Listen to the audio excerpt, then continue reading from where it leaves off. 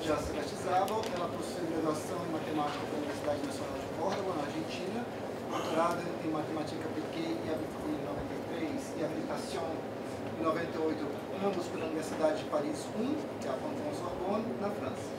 Atualmente ela é pesquisadora independente, tem vasta experiência na área de matemática industrial e aplicada, com ênfase em otimização, atuando principalmente nos seguintes temas: análise variacional, otimização não suave, métodos de decomposição, otimização estocástica, otimização aplicada ao setor de energia. É uma pesquisadora de destaque internacional, já tendo ministrado palestras plenárias no Congresso da ICIAM, na Conferência de Otimização da SAIA e semiplenária no Simpósio Internacional de Programação Matemática. Além disso, recebeu o prêmio Charles Broyden, da revista Optimization Methods and Software, pelo melhor artigo do ano. No próximo ano também ela está escalada para ministrar uma palestra na Conferência Internacional de Matemática que vai ter lugar no Rio de Janeiro. Além disso, ela é editora-chefe da revista Set Value and Variation Analysis, Theory and Applications e membro do corpo editorial de outras publicações como Energy Systems. Então, a gente agradece muito a presença da Cláudia por ter aceitado esse convite e, bom, passo a palavra para ela. Obrigada pelo convite. Para mim, não sei se é para mim um prazer vir aqui fazer uma palestra de caráter generalista e poder então ter um pouco de coisas mais técnicas no final. Mas o que eu quero principalmente transmitir é o entusiasmo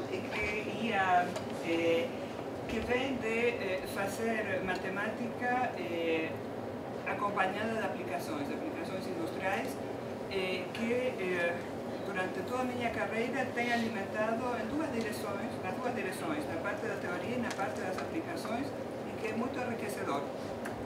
Por exemplo, nós podemos ter um problema matemático, colocar um problema matemático bem bonitinho, de otimização, por exemplo, já que é a minha área de especialidade, e na hora de comparar ou de analisar como poderíamos explorar esse tipo de problemas. Numa aplicação percebemos que hipóteses que tínhamos feito em relação ao conjunto viável ou às funções não podem ser aplicadas. Então temos que pensar e dar um jeito e dar alguma maneira para fazer com que tenha um sentido nas aplicações. Por outra parte, quando trabalhamos com engenheiros, que em geral são os que estão ali botando as mãos na massa, eles sempre vão sair com algum resultado. E para isso vão fazer muitas simplificações matemáticas que, quando analisamos esse tipo de metodologias com óculos de matemáticos, podemos contribuir para dizer, olha, isso aqui poderia ser melhorado dessa maneira porque matematicamente não faz muito sentido. Então, é uma ida e volta que é muito enriquecedora e eu recomendo que quem puder tente sempre, quando coloca algum problema de otimização, algum problema que quer resolver matematicamente, pensar se tem alguma interpretação física ou financeira, depende das aplicações, por trás, para ver se faz sentido ou não o contexto que está sendo analisado. E então não perder tempo em contextos que talvez não tenham um sentido ou uma aplicação. Ou não perder tempo, não passar muito tempo, né? Se você quer microfone, tá bom, vou falar, mas meu sotaque vai ficar ainda mais forte.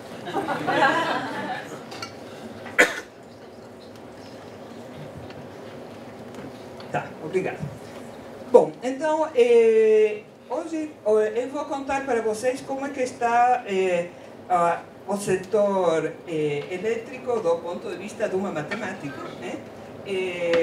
No mundo inteiro, mais particularmente no Brasil, esteve na semana passada num fórum que foi feito para discutir como é que podem ser adaptados ou modificados todos os modelos que existem para determinar o preço da luz e para garantir que apertamos o botão e temos energia elétrica na rede, quando se incorporam as tecnologias intermitentes.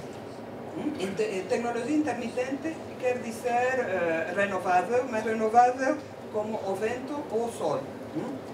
A água, que é uma riqueza muito grande no Brasil para gerar energia elétrica. É uma fonte renovável, né? Então, de fato, a maior parte da energia gerada no Brasil é limpa, né? Desse ponto de vista. Mas, pelo fato que temos grandes reservatórios, ela não é intermitente, né? Temos sempre à disposição água para gerar energia. Mas temos uma participação cada vez maior dessas eólicas, que estão na moda, da energia solar. Não sei aqui, mas imagino que eu acho que em São Paulo, no estado de São Paulo, tem muitos rooftop, para botar painéis fotovoltaicos nos teitos das casas. Isso está chegando a ter uma participação tão expressiva que está tendo um impacto na maneira em que nós temos que gerar, distribuir e apressar a energia. Então agora, nesse momento, é um wonderland para nós, os matemáticos aplicados, para pensar em modelos novos e em metodologias que vêm junto com esses modelos novos para resolver esse tipo de problemas. Verdadeiramente há muitas coisas novas. Bom, então para entender um pouco de que se trata a nova problemática, eu vou explicar rapidamente em que consiste um problema de gerar, em que consiste do ponto de vista de modelagem, o problema de otimização, que é resolvido para definir quanta energia produzir em diferentes horizontes de tempo. Pode ser para o dia seguinte, isso se chama de unit commitment, que em português era alocação de unidades.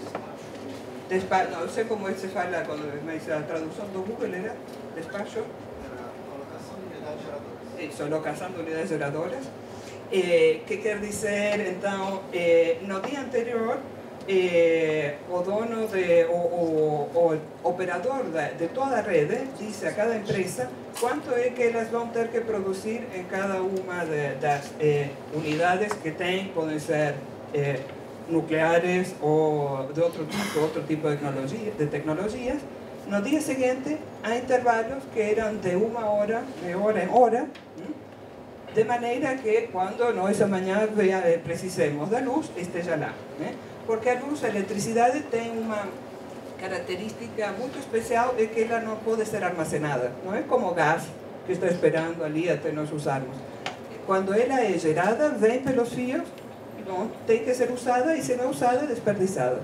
Então, do ponto de vista econômico, é muito importante fazer essa determinação, planejar a operação com métodos sofisticados. E o Brasil está, desde sempre, na ponta nas metodologias de otimização, especialmente otimização estocástica, porque não se sabe quanta água vamos ter nos reservatórios, para fazer esse tipo de decisões. Temos horizontes maiores, podemos definir para que saber que as empresas saibam o mês que vem quanta energia elas vão ter que produzir. E ali pensamos no ano, um horizonte do ano, discretizando mês a mês. Porque então assim elas podem planejar quando vão fazer a manutenção de alguma fábrica, de alguma das unidades de geração que elas têm, por exemplo. E temos horizontes ainda maiores, de 5 anos, por exemplo, porque então assim isso nos permite ver onde é que vai ser necessário incluir, acrescentar a geração, porque vamos ter mais demanda, porque uma cidade vai crescer mais em alguma região do país, ou o consumo industrial vai ficar mais industrializado ou menos. Então temos diferentes horizontes. Podemos pensar aqui no horizonte de curto prazo, que é o problema de despacho, se chama aqui, que é o de unit commitment, que é para o dia seguinte. Para fazer isso, por exemplo, essa determinação, agora na Europa, às 12 do mediodía, o operador sabe define qual é que vai ser a demanda para o dia seguinte e tem até as 2 da tarde para responder com o planejamento. Então, não temos anos para resolver, tem que ser feito rápido, às vezes não nos supercomputadores, porque deve ser feito nas empresas, por exemplo, que não necessariamente vão ter um cluster. Então, bom, temos diferentes tipos de desafios. Então, como eu dizia, a eletricidade pode ser gerada com tecnologia nuclear, isso aqui é Angra, é muito bonitinha, Angra dos Reis. pode ser também gerada com energia térmica queimando carvão ou gás, pode ser também gerada com podemos gerar energia hidráulica. Cada uma dessas tecnologias tem uma maneira diferente de pegar o combustível e gerar eletricidade. E o tipo de eletricidade, a qualidade da eletricidade que sai de lá também é um pouco diferente. E então temos restrições que chamamos de tecnológicas. Por exemplo, para a nuclear, ela sempre vai estar produzindo, e não vamos ligar e desligar uma nuclear cada dia, não se pode. Já as térmicas, elas são o que se chama de peakers, entram quando temos picos de demanda, não sei quando, à noite, por exemplo, quando todos voltam em casa, ou na manhã, quando temos mais uso do consumo industrial. Então, essas térmicas são boas para isso, porque nós ligamos, aquecemos, esperamos um pouquinho de tempo e elas podem começar a produzir rapidamente. Não precisamos mais desligamos. Elas, em contrapartida, são caras, porque tem que queimar um combustível fóssil. A água é maravilhosa porque não custa nada. É de graça. Só que é de graça, não é de graça quando pensamos o que acontece se esvaziamos o reservatório tudo hoje, amanhã não chove, ficamos sem água, vamos ter que ligar todas as térmicas e vai ficar mais caro. Então vocês veem que há uma certa coordenação que deve ser feita para podermos ter o melhor uso possível de todos esses recursos tecnológicos para gerar energia. Bom, tradicionalmente essas eram o panorama de geração elétrica e tínhamos os países que eram predominantemente hidráulicos e aqueles predominantemente térmicos. Térmico engloba também a nuclear. Por exemplo, a França é térmica e Brasil é hidráulica. Agora, todas essas separações estão ficando um pouco mais assim atenuadas, menos diferentes, as configurações, por causa ou graças a as tecnologias eólicas e solar, por exemplo. Tem também a biomassa, mas a geotérmica, a maremotriz, mas mais importantes são a que tem mais penetração, se chama mais participação, é a eólica e a solar. Eólica, por exemplo, a Dinamarca já está com mais do 50% da geração de eletricidade que eles fazem com geração eólica. Então está verdadeiramente tendo um impacto forte em todo o planejamento e na visão que se tem do que é um sistema elétrico. Isso por quê? Porque uma característica das eólicas é que interferem na coordenação. Deixa-me explicar a partir do exemplo da família Simpsons. Isso é um episódio, não me lembro o número, mas não interessa. A questão é que Homer ele decide comprar uma turbina que agora ficaram muito mais baratas porque na China estão fazendo, antes eram caras, era Siemens ou na Alemanha, agora ficaram bem em conta. Então ele coloca uma eólica no quintal. Maravilha! A turbina gera um excedente de eletricidade. Então, se ele gera um excedente de eletricidade, ele pode vender na rede e, ao invés de pagar pela luz, ele vai receber dinheiro. Notem que com isso, os preços da eletricidade podem passar a ser negativos. Isso cerrou todos os programas de otimização que tinham como default o conceito de que os preços eram positivos ou não negativos. Isso teve muitos problemas de programação mal feita, pode ser, ou modelos não completos, que não levavam em conta esse tipo de problemas. Mesma coisa na Suíça com as taxas de juros negativas. Os problemas de portfólio financeiro também, muitos modelos tiveram que ser revisados tomando conta disso. Então agora temos um excedente de eletricidade, então ele começa a vender eletricidade à rede. Ali ele diz, esse é um bom negócio. E ao ponto que ele decide, eu vou sair da rede, vou ficar off the grid. Essa é uma palavra que vem o tempo inteiro. A família passa a viver off the grid. Tenho um parêntese demais, desculpa. Isso quer dizer só com a eletricidade gerada própria, com a eletricidade própria. E o que acontece? Um dia que não tem vento, eles estão vendo a novela e não tem mais, a televisão não mostra mais a novela, e ele manda o Bart ir mexer na turbina para tentar ver o final, né, do episódio dessa novela. A rede é útil, né? A ideia de viver off the grid não é tão simples assim, né? Mesmo que está tendo um boom de virar independentes e ter a própria produção, porque é limpa, etc. Embora faz barulho, a fábrica faz barulho, faz desviar os pássaros das rotas migratórias, por exemplo, estão mudando, corta a cabeça de alguns pássaros, também tem algumas desvantagens, né? Não é totalmente limpa, mas é boa.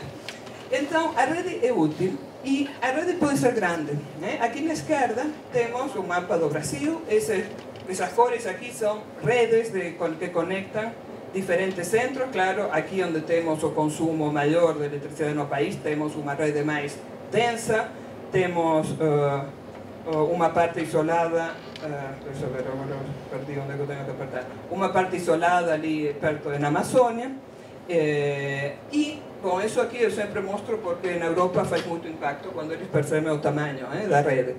E o que temos? Uma especificidade é que os centros de geração estão separados dos centros de consumo. Porque, por exemplo, temos na bacia aqui temos hidráulicas, temos os rios, que é onde temos as hidráulicas, que é a maior parte da geração no Brasil. Bom, aqui está também Itaipu. E o centro de consumo está aqui, São Paulo, Rio, aqui.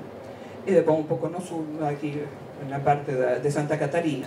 Então, temos que levar a eletricidade desde onde ela está sendo gerada até onde ela vai ser, onde está a demanda. Essa transmissão se faz através dos fios elétricos e, contrariamente a telecomunicações, por exemplo, a eletricidade viaja pela rede, pelos fios, como ela quer, não como nós queremos, porque segue leis físicas, leis de Kirchhoff, de transmissão da eletricidade. E então pode acontecer em situações onde temos muitas chuvas, que temos muita água, faz um caminho pela rede. Quando temos menos água, a eletricidade para ir de onde ela está sendo produzida até São Paulo, até Campinas, faz outro caminho. Então, tudo isso faz com que os problemas de otimização que devem ser resolvidos são fascinantes. Tem muita coisa assim que é muito interessante para analisar. E também é importante a coordenação. Por quê? Porque se eu estou num período de seca aqui no sul, que é onde preciso eletricidade, mas está chovendo lá no norte, ou ao contrário, mas em geral vamos supor isso, então vamos poder, através das interconexões, das linhas de transmissão, transmitir essa eletricidade, e então a eletricidade barata da água chega aqui, onde está sendo necessário um consumo, onde temos um consumo maior, e não vamos precisar ligar térmicas e fazer com isso a eletricidade mais cara. Isso então, a coordenação é fundamental e é feita graças à rede. Então, aquele problema de espaço elétrico que eu falava, então, o que ele faz? Ele pode ser um pouquinho diferente segundo seja o país, mas vamos planejar de modo ótimo para o dia seguinte. Ótimo em função de quê? Por exemplo, minimizar custos. Se estamos na Europa, vamos maximizar receita. Aqui ainda minimizamos custos. O conjunto de unidades cuja geração está acoplada por restrições do sistema como um todo. Ela tem que poder ser canalizada pelas linhas de transmissão. Tem capacidade essas linhas de transmissão. A eletricidade vai pelo caminho que a física diz. Então, nós temos geradoras em diferentes pontos da rede, diferentes barras, se chamam barramentos, e é um problema de otimização em rede, mas onde a rede, a commodity que está fluindo pela rede, temos o estado dessa commodity, não é uma variável de controle. Nós não podemos controlar os ângulos, mas não podemos controlar onde que passa o fluxo, os ângulos de tensão. Bom, então existem diferentes tipos de variantes. Temos ambientes centralizados, um só operador de todo o sistema, que como é atualmente no Brasil.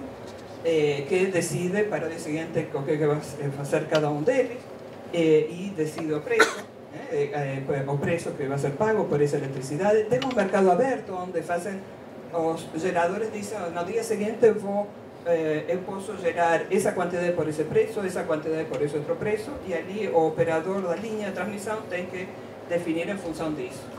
Temos, como dizíamos, sistemas hidrodominados ou térmicos, e temos as fontes intermitentes, o sol e o vento. Outra geração intermitente relacionada com a água é a geração de fio d'água, que é quando essas geradoras, temos turbinas que estão no rio, por exemplo, são um reservatório e a água passa e ali gera eletricidade. Então, pelo fato dessas intermitências, nós temos incerteza.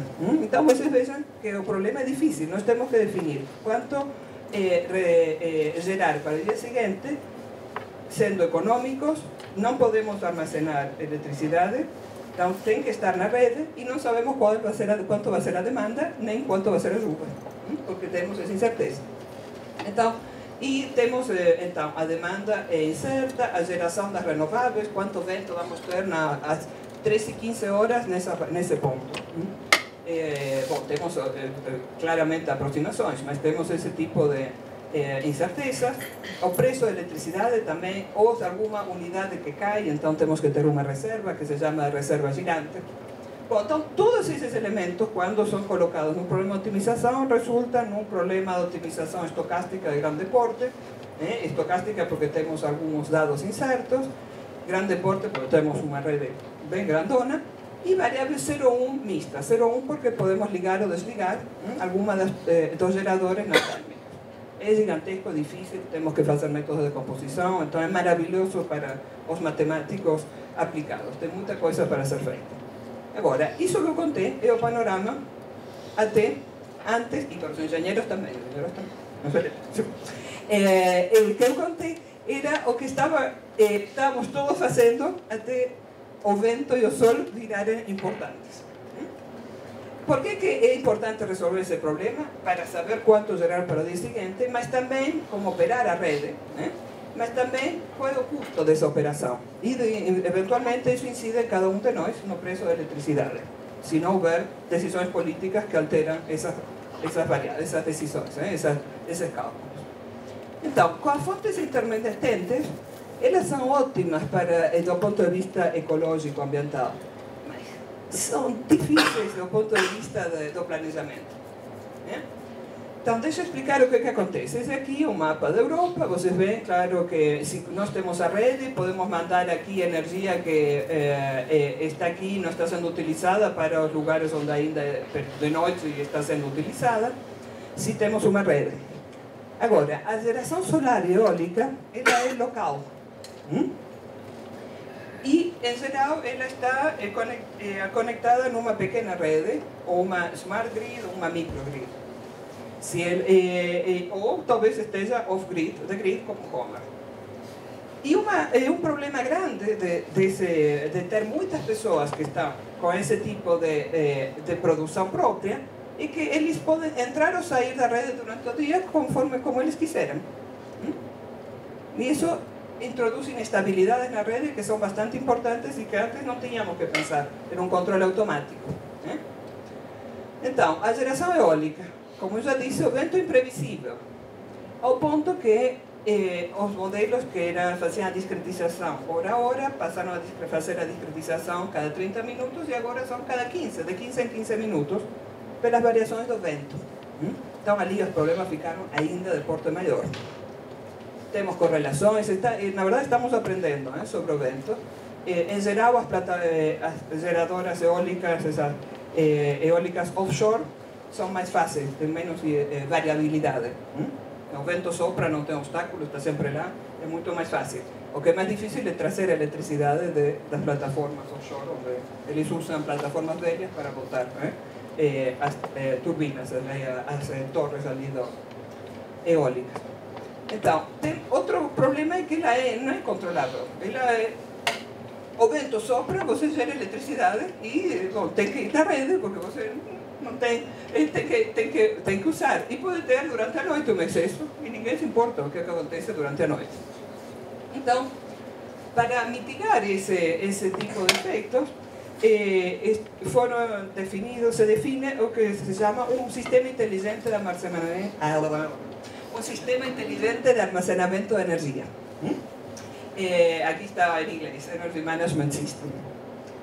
O que é isso? Isso é uma bateria. Agora, as baterias viraram um tema muito importante para analisar do ponto de vista matemático, porque são caras, mas pelo fato que agora temos toda essa geração que podemos guardar durante a noite numa bateria para depois vender no momento em que o preço da eletricidade sobe, ficaram rentáveis. E as baterias têm que ser usadas de uma certa maneira controlada para estender a vida das baterias, para não deixar elas de pressionar por debaixo do mínimo, que então ali, bom, como acontece com o celular, só que maior.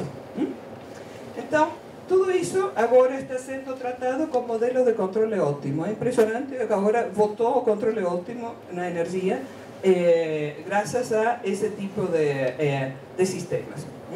Então, temos esse novo ingrediente, que é velho, mas que é novo aqui, para esse tipo de aplicações. Agora, a energia solar, tem desvantagens? Tem. E é o que se chama o pato, na gíria ali do business, da energia. O que é o pato? Para isso tenho que explicar um pouquinho como é a composição ao longo de um dia, em termos de produção, da eletricidade. Então aqui na base temos a energia nuclear, aquela que nós desligamos, depois, isso aqui é de Califórnia, um dia, aqui temos a hidráulica, depois aqui temos as outras renováveis,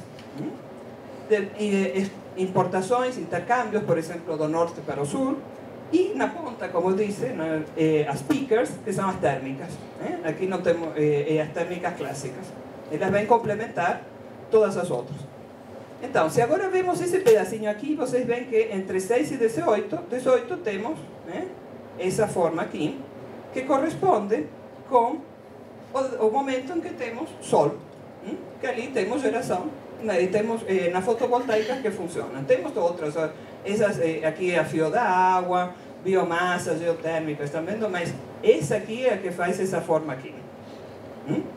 Bom, isso aqui não é o pato, isso é o camelo. Então, cadê o pato? Agora eu vou mostrar o pato. Então, esse aqui é o pato. Agora o que estamos vendo é o uso da rede porque espera aqui, vamos voltar aqui. O que acontece se vocês têm um painel fotovoltaicos? O que vai acontecer? Se, durante essas horas, vocês não vão estar usando a eletricidade que está na rede. Porque vocês têm o sol, que está gerando eletricidade para vocês. E aqui, na hora em que todos voltam a casa e ligam a televisão e fazem o consumo, ali não temos mais sol e precisamos. Então, todos esses usuários entram na rede, bum, todos juntos.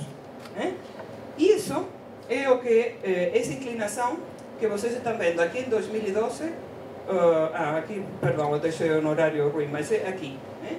Então, essa inclinação amarela em 2012 e projeções até 2020 com mais e mais proporções de painéis fotovoltaicos, 2013, 14, 15 até 20.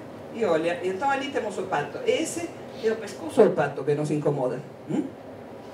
Esse pescoço do pato faz com que a rede, de não ter quase carga, fica de repente cheia, a demanda, boom, sobe, e então tem que o sistema responder, e tem uma variação de voltagem, de frequência, toda a estabilidade, cria problemas gigantescos, esse tipo, cria muitos problemas, esse tipo de configuração. Então esse é o pato, e é o pato que os que são contra a energia solar usam para dizer que não é bom, mas existem maneiras de contornar isso. Então podemos mitigar as desvantagens e converter o vento da noite em eletricidade que esteja disponível quando o sol se põe.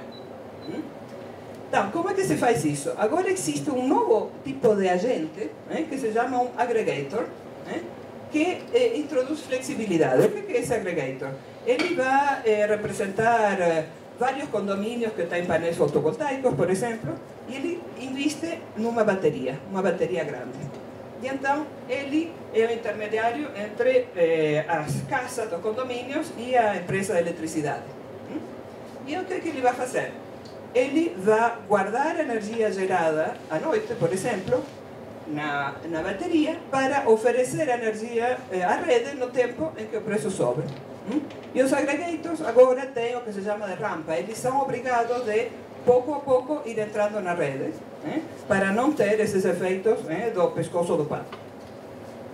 Então, esse é um novo agente que antes não existia e que atenua as variações abruptas, as variações grandes de voltagem e potência. E as baterias, é interessante, agora na Europa tem muito carro elétrico que é como as bicicletas, que você pode em livre serviço. E esses carros elétricos têm baterias. Então, uma possibilidade, tem projetos onde a bateria do aggregator não vai ser uma bateria dele, mas vai ser a bateria dos carros que eles vão, então, armazenar energia durante a noite e depois, aos poucos, ir tirando um pouquinho, não deixando sem eletricidade os carros, mas usar parte dessa capacidade, quando uma frota suficientemente grande é importante, se já estão lá as baterias, que isso é o que é caro, para fazer esse tipo de jogada e ganhar dinheiro assim.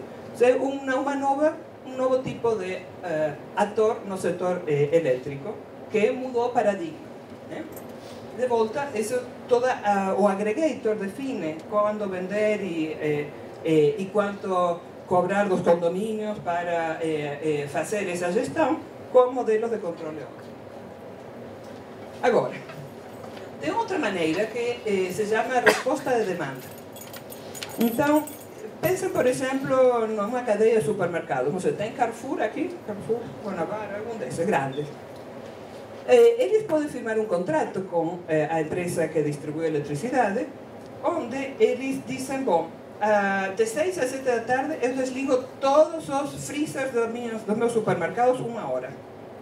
Eu posso fazer isso porque não faz tanto calor, já estão todos em boas condições e não tem tantas pessoas abrindo as portas do freezer, mas em troca disso vocês vão me dar um desconto na tarifa de eletricidade e depois eu vou usar a eletricidade um pouco mais tarde porque eu preciso botar mais frio na minha geladeira. Bom, isso já está sendo feito nos Estados Unidos, na Inglaterra. Então, isso quer dizer que isso, nos períodos de ponta, então, eles reduzem a eletricidade. Então, quando vem todos os a solar, nesse momento, tem menos uso dos usuários comuns, porque, por exemplo, Carrefour, ou não sei, todas as cadeias de supermercados fizeram, e então temos uma maneira de cortar o pescoço do pato, ou fazer ele mais encurtado. Então, isso se chama peak shaving ou load shaving. Você corta a ponta, deixa essa ponta aqui, que é a ponta da demanda, deixa ela mais baixinha, porque vai ter menos demanda dos outros clientes.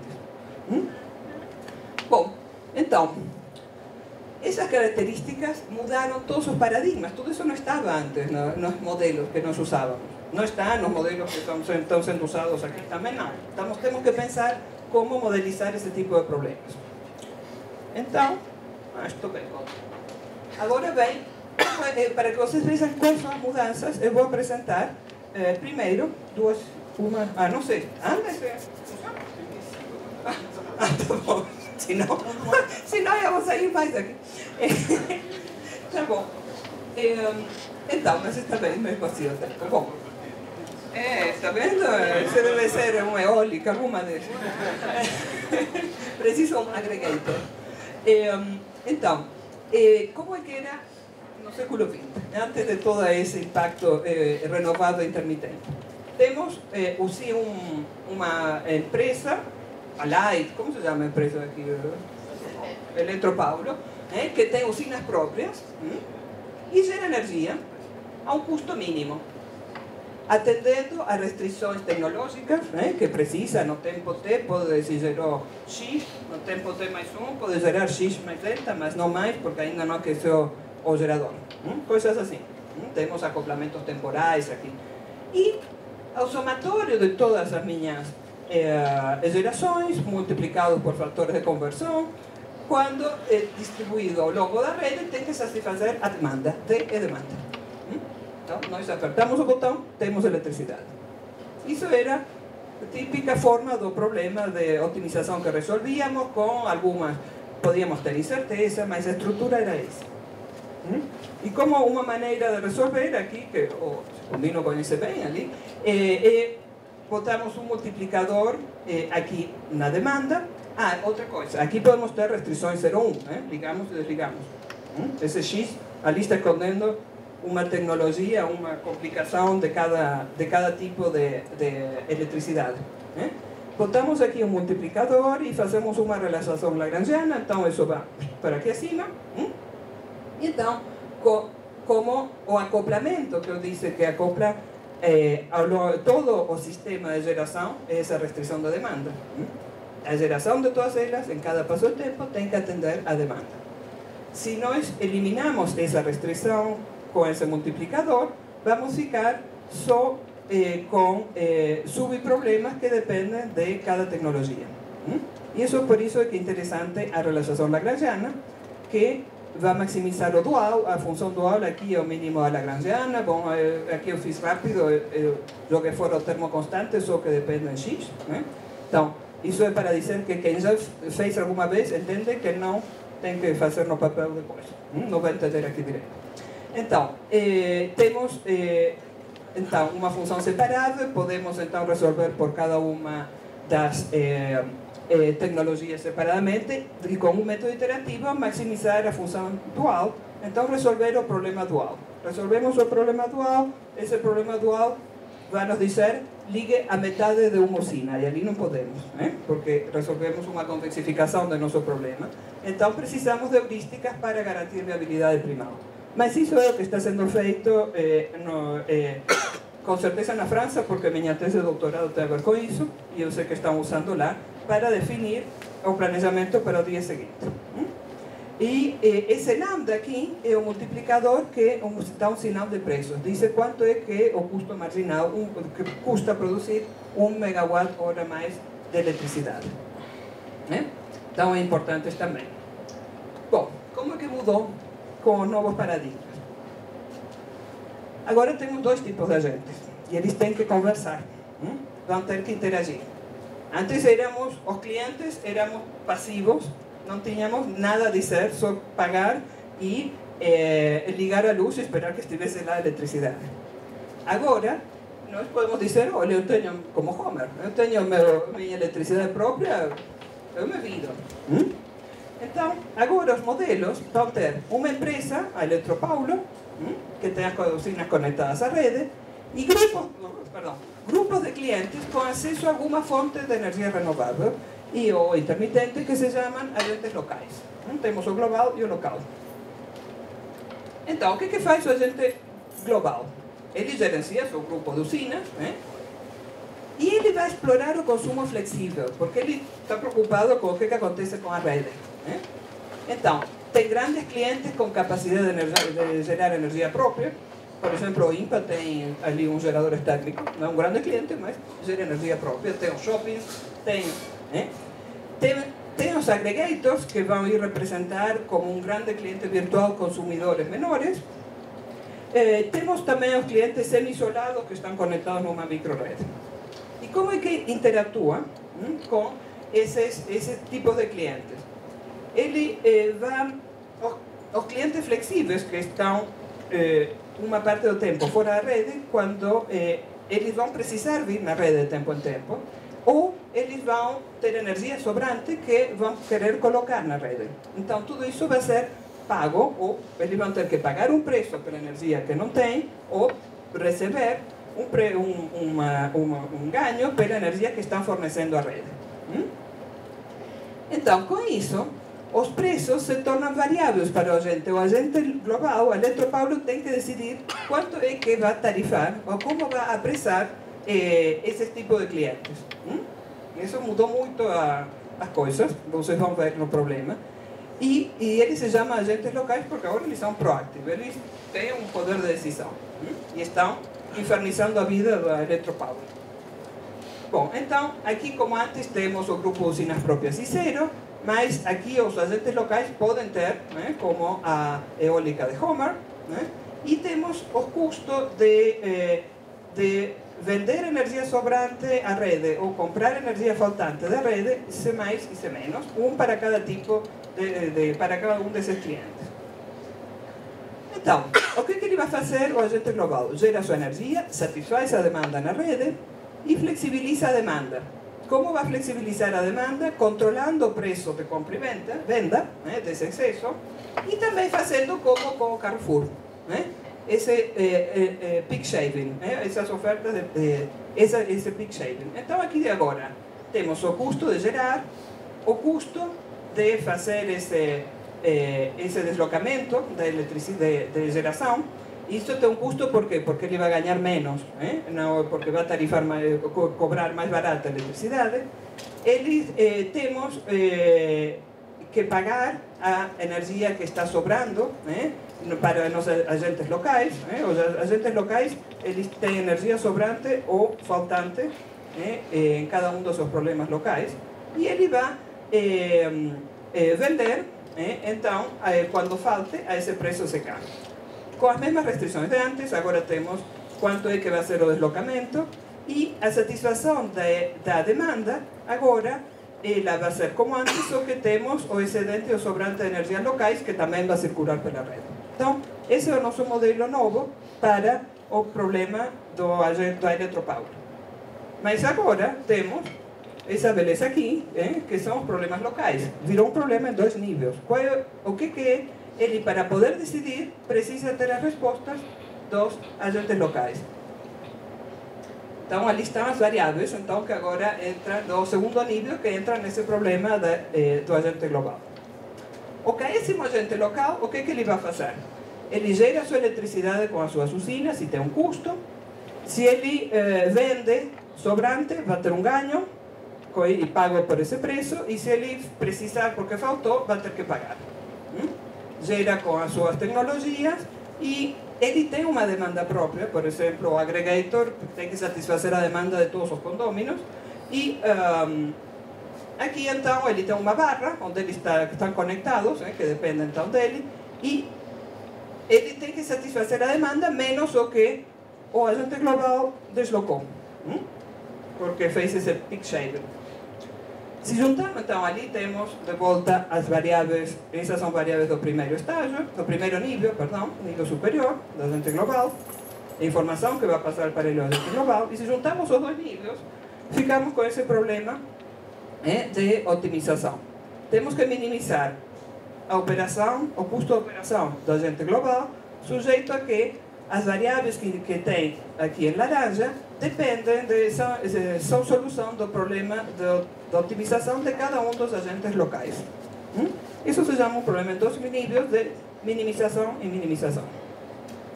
São difíceis, esse não é um problema de otimização fácil. Então vamos escrever para ver um pouco a estrutura, e não vamos fazer todo o mundo o mais fácil possível. Não temos mais liga e desliga, tudo convexo, poliedral, tudo nítido. Já é suficientemente difícil. Então vamos chamar de U por upper, as variáveis do agente global, e V as variáveis dos agentes locais. V porque depois do U.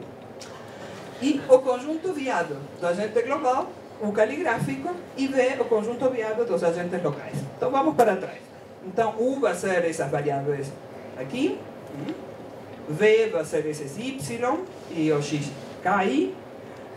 O U caligráfico, então, é esse conjunto aqui, e vou deixar esse conjunto, e o V caligráfico, não, eu vou deixar fora a restrição da demanda, parecido. O V caligráfico, então, é esse daqui.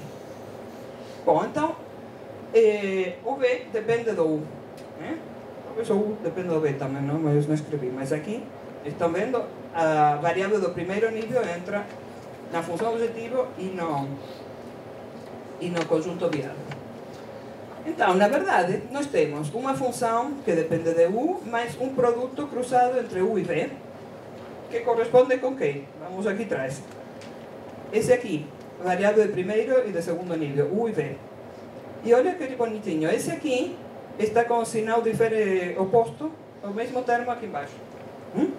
Então, essa função aqui, mais S V menos S V. Então, V tem que minimizar os problemas locais. Então, esse é o nosso problema. U não depende de V porque eu botei aqui essa restrição de demanda do primeiro nível. Então, como se resolve esse problema? Não é nada fácil, mesmo no mais simples dos problemas de otimização. Porque, por exemplo, se o minimizador aqui não é único, eu tenho que definir uma maneira de qual é o V que eu vou pegar. Se eu tenho mais de um, vou pegar o menor ou o menor norma, o que eu vou fazer? Preciso fazer o que se chama matemática de uma seleção. Então, uma maneira de resolver é incluir as condições de optimalidade do segundo nível no primeiro. Aqui eu escrevi as condições de optimalidade do primeiro nível, do segundo nível no primeiro. Eu escrevi de maneira assim, curta. Isso pode ser escrito como restrições de igualdade e desigualdade para os conjuntos poliedrais. Bom, isso se chama de um programa matemático com restrições de equilíbrio. Tem seus problemas, que em algumas condições, vocês lembram aqui que isso era min e min. Quando eu faço essa modelagem e fico com um único problema de minimização, porque essa é a ideia da jogada, eu sei resolver um problema de optimização, não uma cadeia. O que acontece? Tem situações relacionadas com as condições de qualificação que fazem com que, ao invés de eu acabar, quando eu resolvo esse problema, que se chama, na verdade, de relaxação em PEC, eu fico com a solução que eu acho, resolvo o problema min-max, ao invés do min-min. Então, eu vou estar, é como se os agentes locais estivessem maximizando o custo. Então, traz problemas, não é muito bom, né? Não é o que a gente queria. Mas não sabemos muito bem como fazer. Isso aqui é tudo meio aberto. Tá? Outra maneira que estamos vendo agora, eu pego a minha função de segundo nível e parametrizo ela como função de U. Então, isso aqui é a função valor, f de U. E então, eu incluo no primeiro nível, para jogar fora o problema de segundo nível, a restrição que o objetivo tem que ser menor ou igual do que essa função. Olha, que bem, resolveu o problema. Só que eu não conheço f de U. Né? Então, resolvi ou não resolvi? O que se faz aqui, então, são aproximações. Mas essa função f de U, como está definida aqui, se eu tenho aqui, se eu não tivesse esse termo aqui, então ela seria convexa, como função de U. Mas se eu tenho esse termo aqui, ela é quase convexa. Estamos analisando a convexidade ou quase convexidade ou convexidade eventual dessa função para o nosso problema particular que tem uma estrutura especial. Então, fazer aqui aproximações lineares, elas podem fazer com que, se nós pegamos o máximo, que fiquemos e não achemos a solução. Então, estamos com esse tipo de problemas e agora então vem, esse aqui é o meu último slide, como que estamos? Estamos bem? Tá bom, esse não se encontra. Tá bom. Então, quais são os desafios pendentes? Esse é o trabalho em andamento que estamos fazendo com o pessoal da Electricité de France, com pessoas que conhecem análise não lisa, não linear, porque precisamos saber o que são as derivadas primeiras dessa função de segundo nível, por exemplo, que não é trivial todo tipo de convexidade, as condições de optimalidade, o que pode ser feito para não acabar com esse tipo de problemas. Ainda não consideramos nada da... Isso fui eu.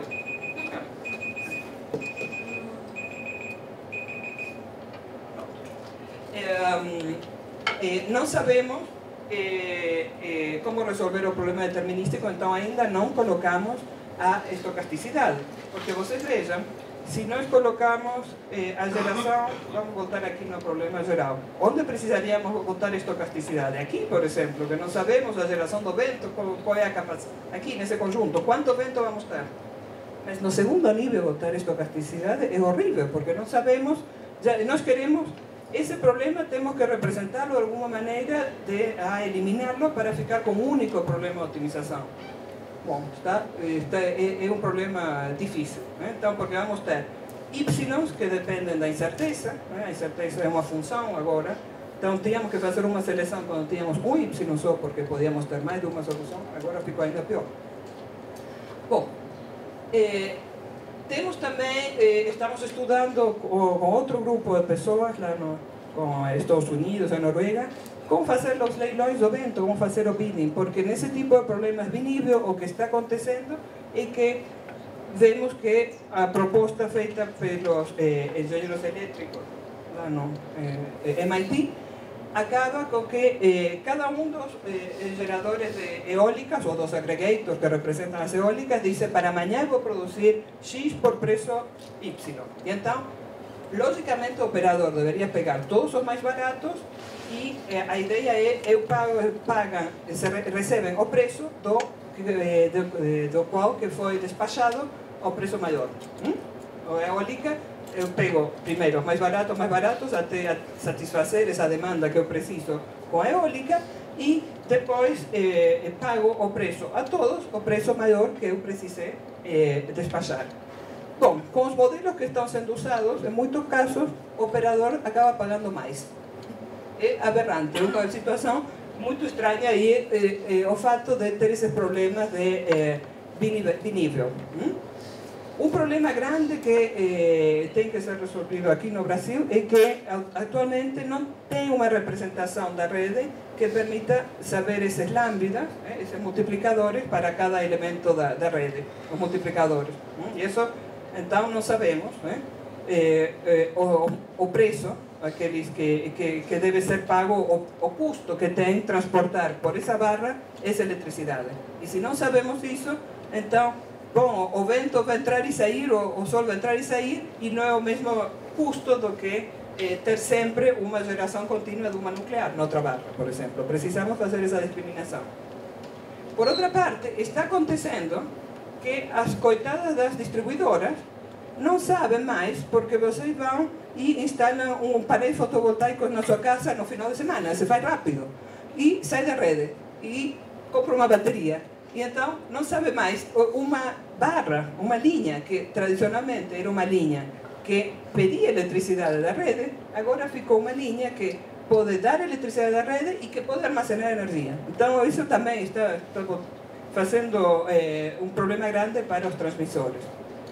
Bom, tem um tema muito interessante que estamos trabalhando, que é escrever em álgebra complexa o fluxo de potência óptimo, porque com isso tem a ver com a representação da rede. Fazer uma representação por barras e mais detalhada, que é o que se faz necessário nesse contexto, envolve resolver um problema que se chama fluxo de potência óptimo, que é um problema não linear, bem, que tem cossenos e senos.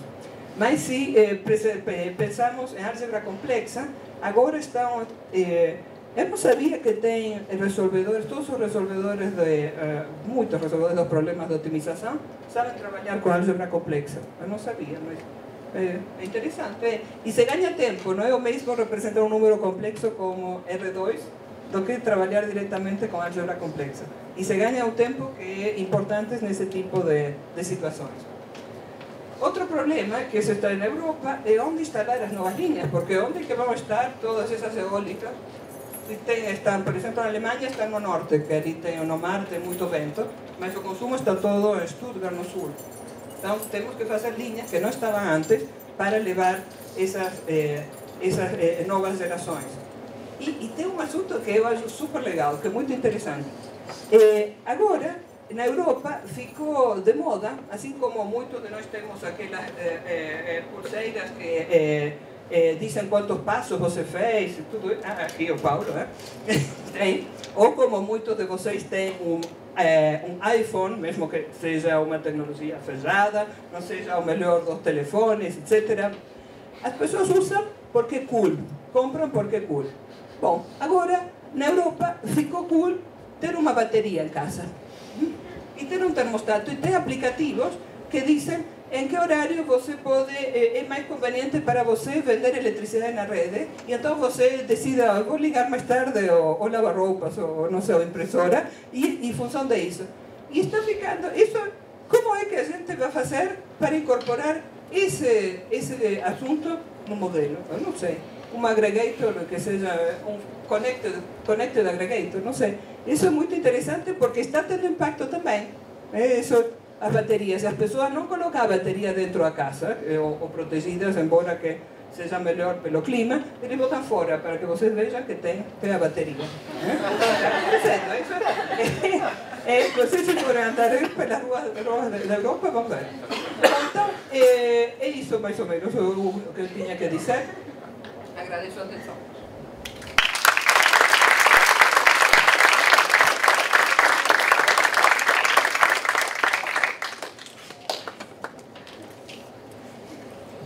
Perguntas?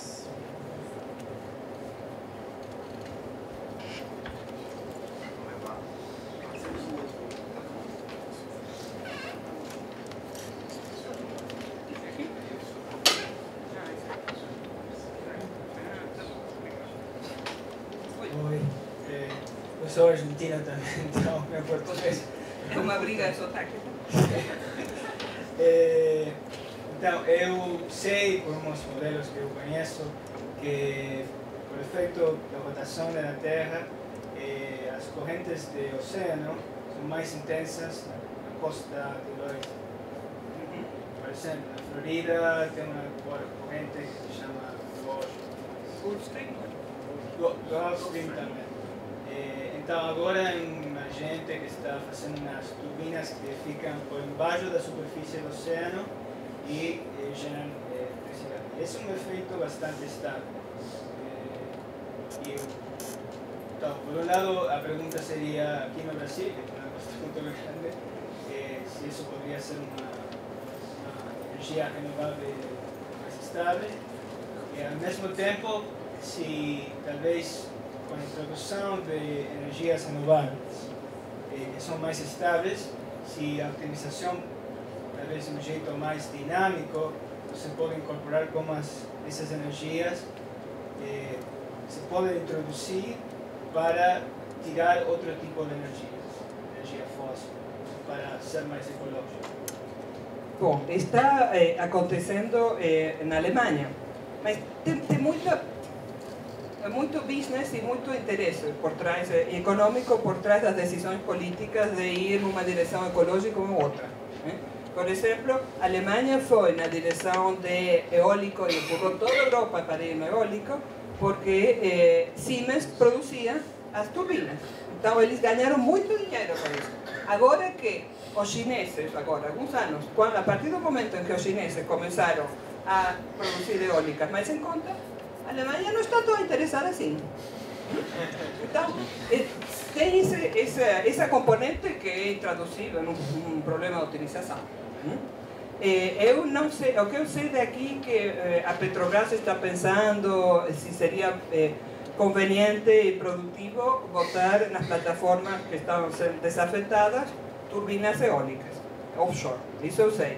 Agora, de usar debaixo do submarino, não sei.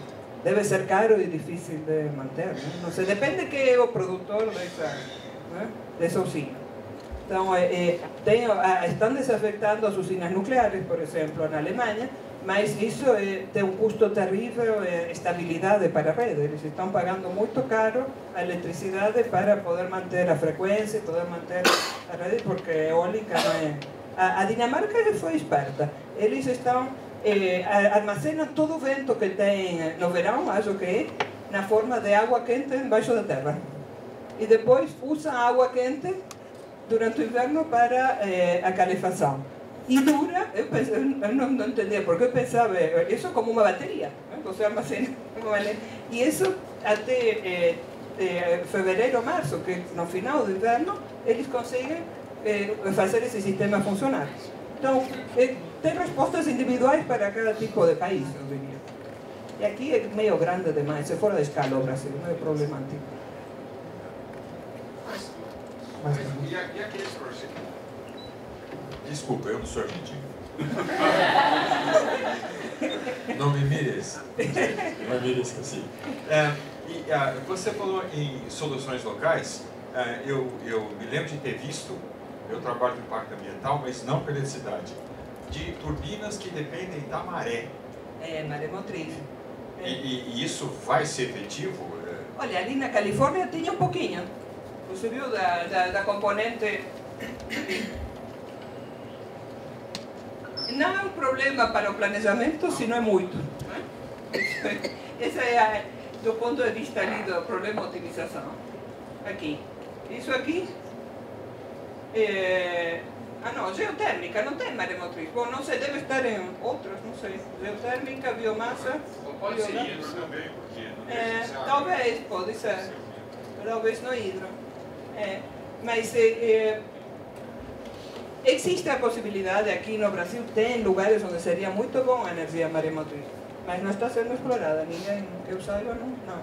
Agora o boom é solar, o boom está andando muito forte, e eólica também, aqui no Brasil. Mais alguma pergunta?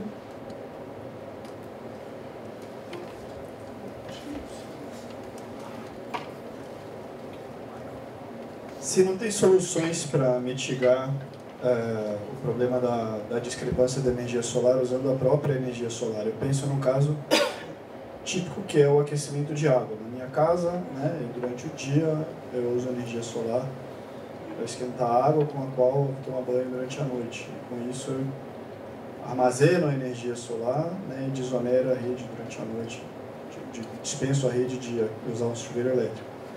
Se esse tipo de solução numa escala massiva, né, e a tecnologia é barata, é muito mais barato aquecer a água do que gerar energia fotovoltaica.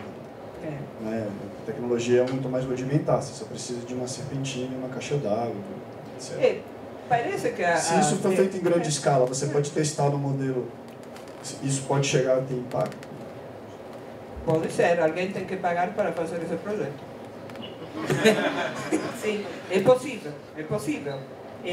Tem que ter uma decisão política de dizer vamos estimular o uso de aquecedores que recebem e guardam água quente, que é o que fez a Dinamarca. Isso é possível, mas você ainda está conectado à rede. Porque bom, ninguém quer esse risco, né? Imagina de sair e ficar sem nada.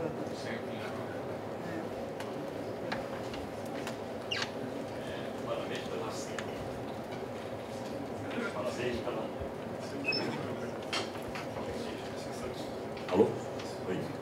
Muito boa palestra, parabéns pela palestra. Aproveitando o gancho, quase 10% da energia elétrica consumida no Brasil é chuveiro elétrico. Para ter uma ideia, o consumo industrial chega a 45%.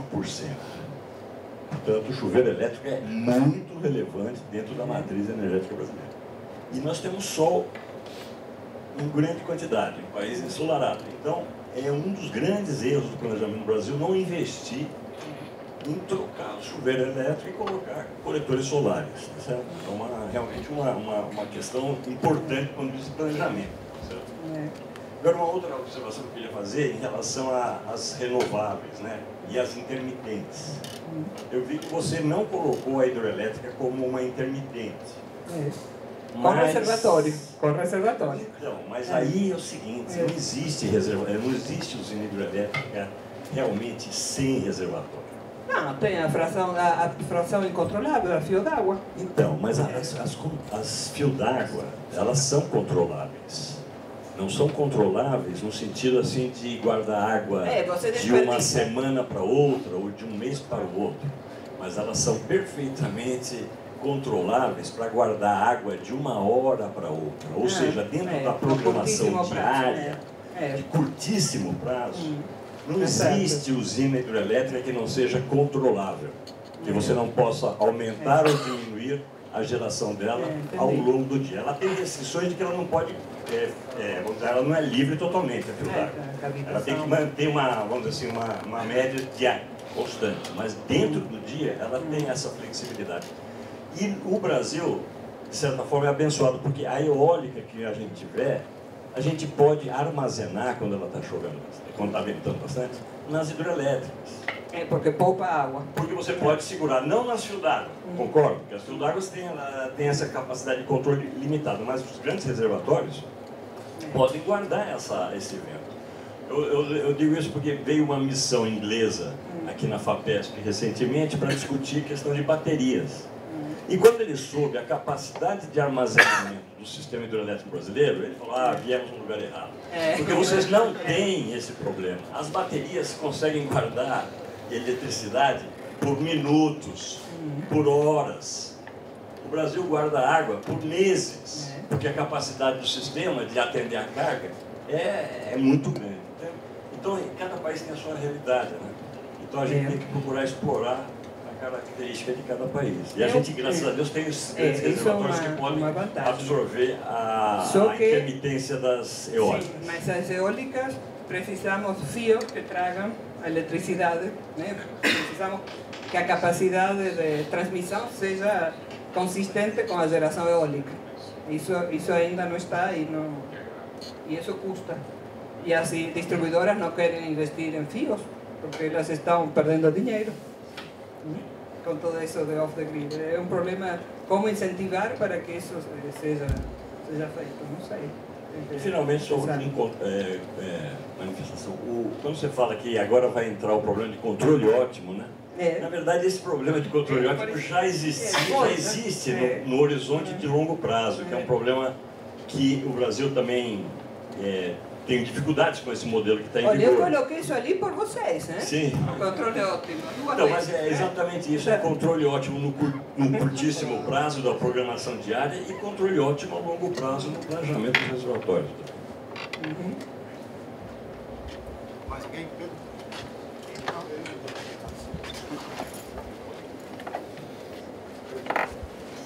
Olá, eu gostaria de saber um pouco sobre como entram os dados, porque você tem curvas, certos perfis de curvas, não? Que seria o que vai acontecer no próximo dia. Você sabe disso, tá? Mas aparentemente, se não entendi bem, a resposta não é para o perfil de curva. Você deveria responder com uma curva, certo? Para esse perfil de curva para o próximo dia. Você responde com uma curva ou você responde com um número? Depende do modelo. Tem modelos determinísticos e modelos estocásticos. Mas eu acho que ali, no modelo que você escreveu, você responde com um ponto. A saída do problema é quanto vai gerar cada usina em cada passo do tempo. Mas se você tiver um modelo estocástico, seria quanto vai gerar em cada passo do tempo se acontecer esse cenário de vento ou de chuva. É como a discretização de uma função. Tá. E vocês utilizam isso para calibrar o modelo?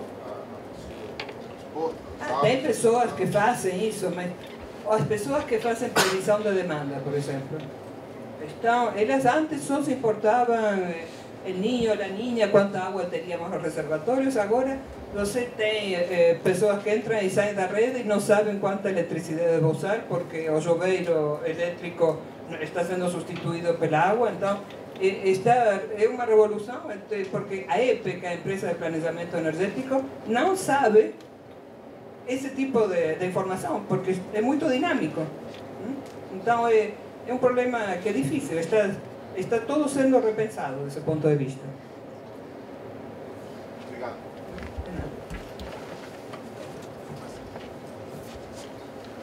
Bom, já são 2h pouco, então acho que a gente pode encerrar aqui e, bom, quem quiser conversar com a Cláudia, bom, obrigado.